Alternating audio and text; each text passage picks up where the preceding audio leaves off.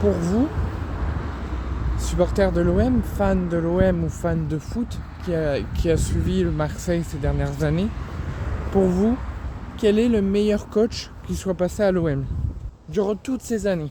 À l'époque, avec Elie Bob, Didier Deschamps, Raymond Goethals et Bernard Tapie en tant que président, a été la meilleure version de l'OM ces dernières années et ces dernières saisons? Première question que je vous pose.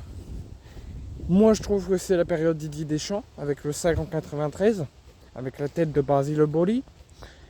Mais plus récemment, on va plus parler de l'époque, plus récemment, quel a été le meilleur coach de l'Olympique de Marseille sur ces 3 coachs que je vais vous nommer? Igor Tudor, qui est resté 1 an. Sampaoli, qui est resté plus de 2 ans, qui nous a qualifiés en Ligue des Champions grâce au match nul de Lens à Bollaert contre Monaco, avec l'ambiance de folie volcanique au Vélodrome. Et Roberto De Zerbi, coach actuellement de l'OM. Bon, pour Roberto De Zerbi, c'est assez tôt, parce que Roberto De Zerbi vient à peine d'arriver, ça fait même pas quelques mois qu'il est au club. Il n'a pas encore fait une saison complète, on fera son bilan à la fin de la saison. Et on verra qu'est-ce qu'il a pu installer à l'OM, qu'est-ce qu'il a pu apporter à l'OM, et s'il reste, qu'est-ce qu'il pourra apporter encore les prochaines années. Mais pour moi, si à l'heure actuelle je devrais nommer un coach que j'aurais aimé qu'il soit encore là à l'heure où je vous parle, c'est Igor Tudor.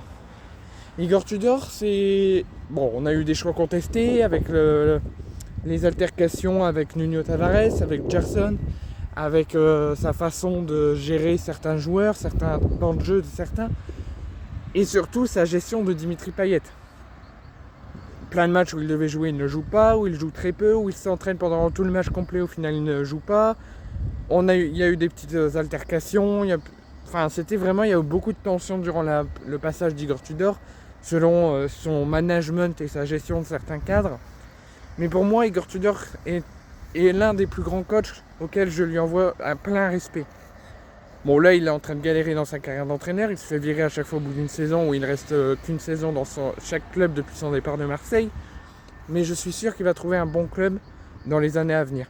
Je suis sûr qu'il va rester sur long terme quelque part et qu'il va réussir à apporter quelque chose, j'en suis persuadé. Parce que Igor Tudor a fait clairement savoir à certaines starlets qu'on avait dans le club que si tu portes le maillot de l'OM, il faut que tu en mettes le maximum, que tu sais que tu es un être humain, que tu ne peux pas réussir à tout faire, et que surtout tu ne dois pas penser à faire des soirées, penser à boire de l'alcool, penser à boire je ne sais quoi, à fumer je ne sais quoi, mais vraiment se concentrer sur le ballon rond, sur le football. C'était vraiment un jeu de transition et un jeu de football uniquement. C'était pas ok, on football, qu'est-ce qui s'est passé là, qu'est-ce qui s'est passé là. On s'en occupe pas. Pour Igor Tudor, c'est nos stress, nos anxiétés. On réfléchit, on croit en nous, on croit en ce qu'on met en place, on croit au football. On était obligé les Marseillais étaient obligés d'écouter les consignes. Mais c'était vraiment, tu n'es pas un robot, tu es un être humain. Il y a des capacités que tu peux pas, on va les travailler. Il lâchait aucun joueur, il est poussé vers la gagne, vers la victoire. Et il est poussé à réaliser l'impossible. Et il a installé vraiment quelque chose de fort en caractère et fort en mental au sein du terrain et au sein du club. On a vu vraiment des battants et des soldats sur le terrain malgré quelques petits problèmes avec certains joueurs. Donc pour moi, Igor Tudor a fait un très bon passage. J'aurais aimé qu'il soit encore là à l'heure où je vous parle. Et je lui envoie toute ma sympathie et mon courage pour la suite de sa carrière.